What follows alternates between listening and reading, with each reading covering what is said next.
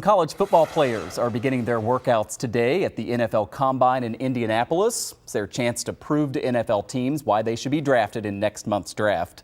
The Bills coaching staff is, of course, there, and it's going to be an important year for this team. It's because a lot of free agents, some of them with big contracts, have the potential to maybe be leaving. They might lose a few key players on this team, and of course, expectations are going to be high. So joining us live right now from Indy is our Bills insider, Vic Carucci. You can also listen to him on Sirius XM Radio. All right, Vic, so we're going to talk about current Bills free agents in a moment, but first, the Bills' biggest needs in this draft, as now we're seeing, these players out there at the Combine. The Bills have fallen short in the postseason the last few years, exposed some weaknesses. What are you thinking the team should focus on in these first rounds of the draft? Yeah, well, Michael, you're familiar with that term, draft the best player available. It's the cliche that general managers love to use every year. It's going to apply this year, except that because there are so many positions that I think the Bills need, if they say it for any round, it will in fact be something they need. They need a pass rusher. They need an offensive lineman. They need a safety. They need a wide receiver. So I'm rattling them off here. And for a team that was thought to be a Super Bowl club entering this past season, they got a lot of holes. Yeah, big expectations for the next season, big expectations for this draft because you got to really nail it, I think. Bills fans also, and this is something you've been covering there in Indy over the past few days, fans have been encouraged with the recovery of safety Damar Hamlin, of course, after suffering cardiac arrest on the field in that game in Cincinnati. We got a bit of an update from General Manager Brandon Beane this week. A lot of people may have missed that. There's been a lot going on. Let's play a little bit of that, Vic. Damar's doing great. I'm glad we're all able to smile about his situation. He's seen several specialists since our season has ended.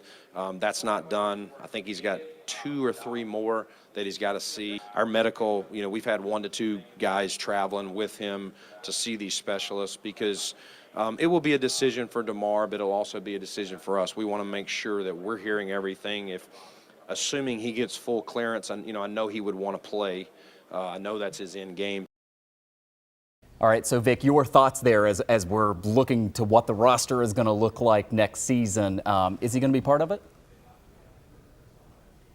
I think it's a big question, Michael, frankly, because it looks like they are taking this methodical approach. You heard Brandon Beane talk about that. He also joked that Damar is America's guest because he's made all kinds of appearances nationally, and everybody kind of wants a piece of him because of how much of a celebrity he became, obviously for the wrong reason, but in terms of the health thing, but also the inspiration that he is. But I don't necessarily look at the Bills as counting on him to be a key piece of what they're doing. When he was in there, look, he was in there as a backup, as sort of a 4th safety kind of guy. So I think the Bills' overall effort this offseason, even if nothing had happened to Damar, would be to be looking to upgrade safety. Finally, Vic, I've only got 30 seconds, but in terms of these free agents, you've only got so much money to spend. A difficult task ahead for Brandon Beane in dealing with that part of it. Huge task ahead, and you've got the 2 biggest ones that are Tremaine Edmunds and Jordan Poyer.